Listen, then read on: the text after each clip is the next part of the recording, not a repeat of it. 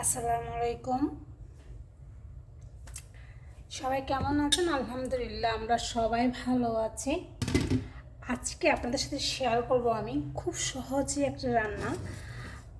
দুইটা উপকরণ দিয়ে চিংড়ি মাছ রান্না করব, পুঁই শাক দিয়ে। আর মানে জার্নি করার পর যখন আমরা আবার ব্যাক করেছি, আমরা অনেক দিন অসুস্থ আছে, দেখা যাচ্ছে মাছ মাংস কিছুই খেতে ইচ্ছে করছে না।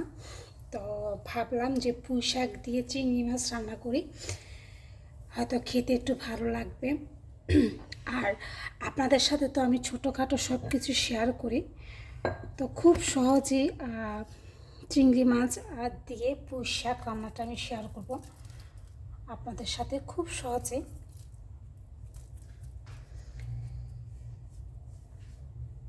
আসলে অসুস্থ হলে বোঝা যায় সুস্থতা কত বড় আল্লাহর তরফ থেকে একটা নেয়ামত। যারা অসুস্থ থাকেন তারাই জানেন।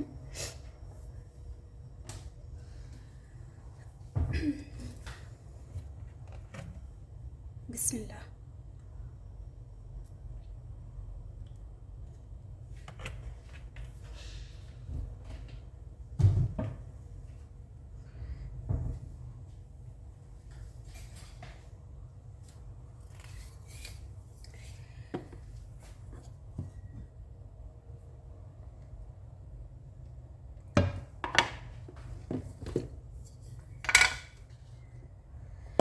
আমি চিংড়ি মাছটাকে একটু লবণ দিয়ে আর একটু হলুদ দিয়ে মানে হালকাভাবে ভেজে নেব।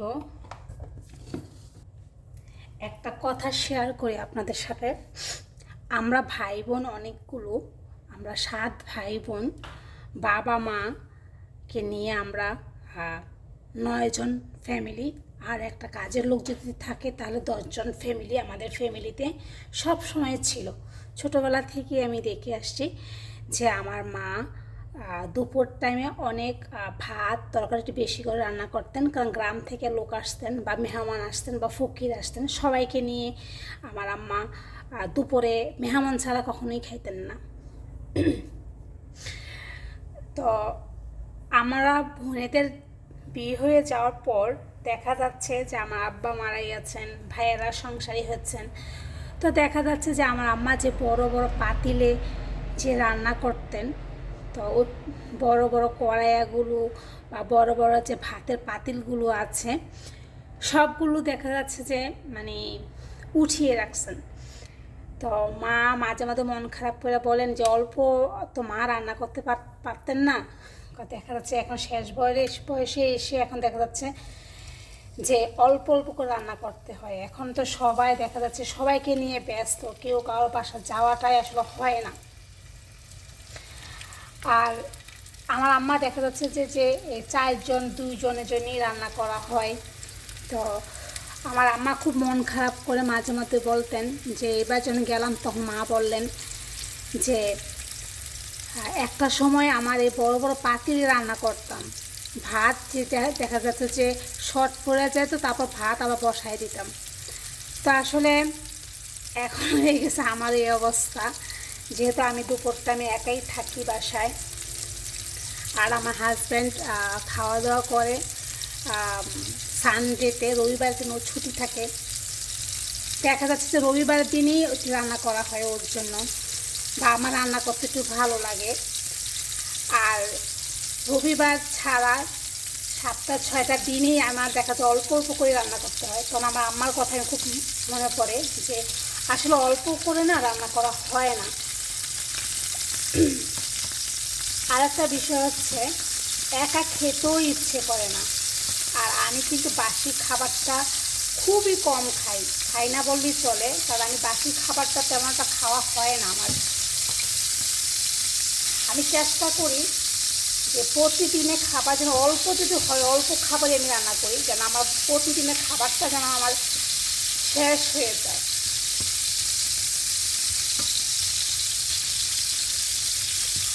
আসলে মাঝে মধ্যে যেন চিন্তা করি আমাদের বাসায় অনেক মেহমান ছিল, অনেক হই হুল্লা ছিল।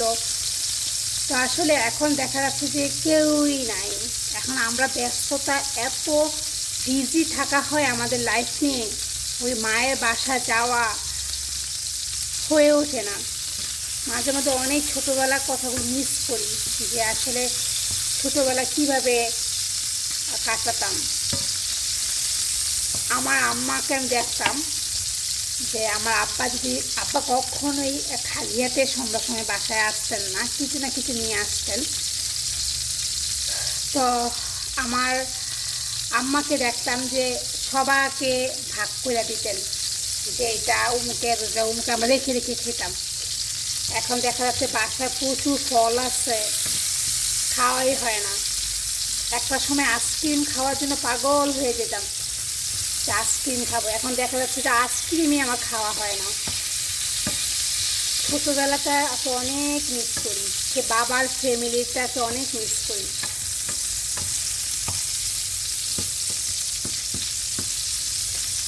চিংড়ি মাছটা আর একটু ভাজবো, তারপর উঠিয়ে ফেলবো।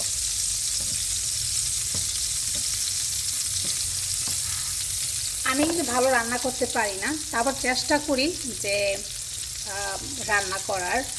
আর আমার আমি সবার কাছ থেকে রান্না শিখি, আমার ভালো লাগে। ইদানিং আমার রান্না করতে আমার ভালো লাগে।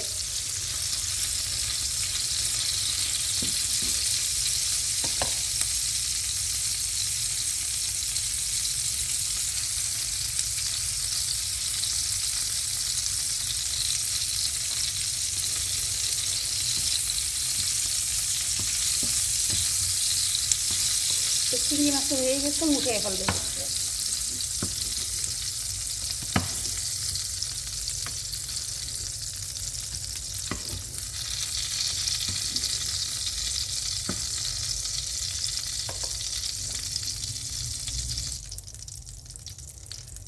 এই সে পুঁই শাক, আলু আর পেঁয়াজ দিয়ে আমি আজকে চিংড়ি মাছ দিয়ে রান্না করব। এই যে পেঁয়াজ,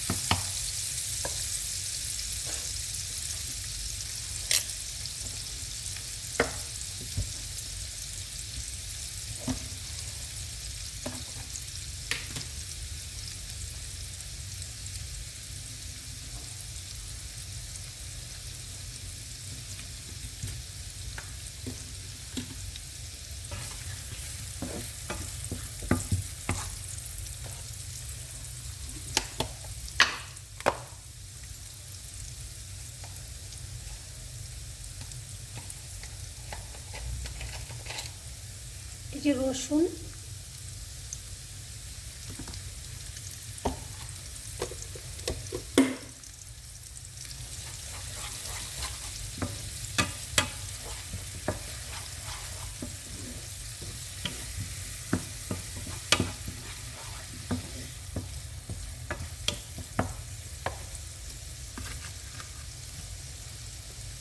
মরিচের বাটা, কাঁচামরিচ বাটা এখানে দিলাম।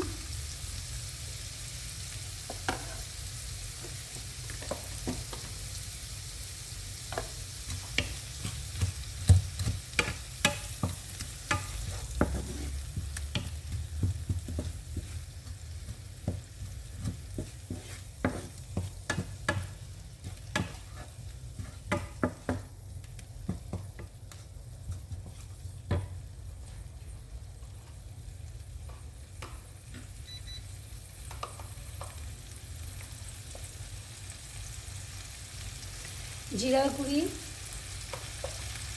আর ধনিয়া গুঁড়ি, স্বাদ মতন লবণ।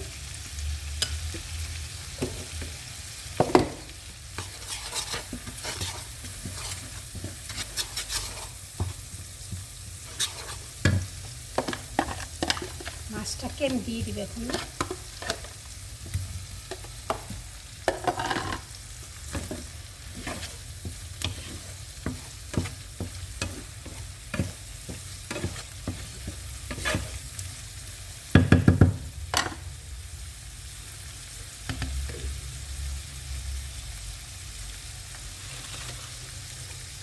পুঁই শাক,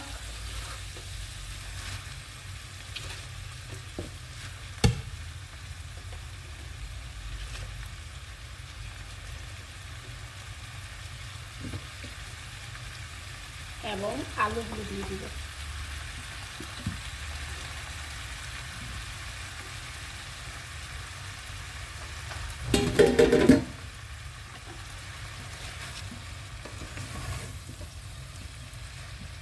উপর নিচ করে ঢেকে দিব।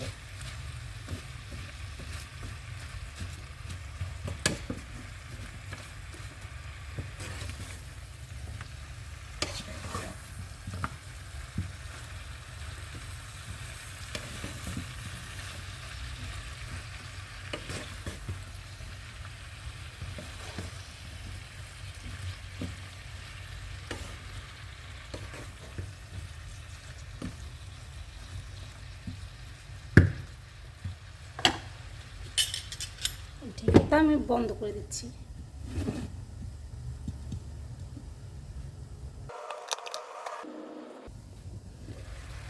নেড়ে চেড়ে দিব আবার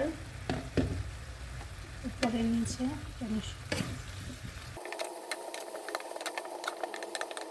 অপেক্ষা করবো আলুটা সিদ্ধ হওয়ার পর্যন্ত।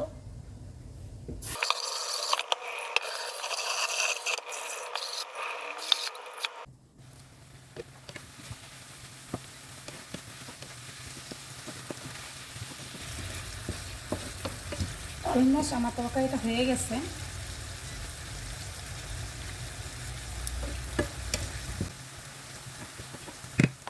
আমার কাছে মনে হয় একটু লবণ লাগবে।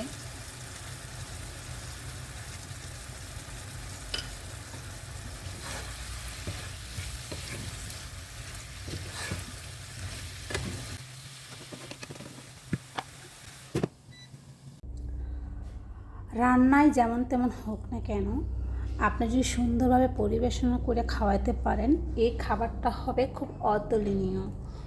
আর রান্নায় যেমন হোক না কেন, আপনি সুন্দর করে যদি পরিবেশন করতে পারেন, এটাই তার জন্য অনেক কিছু।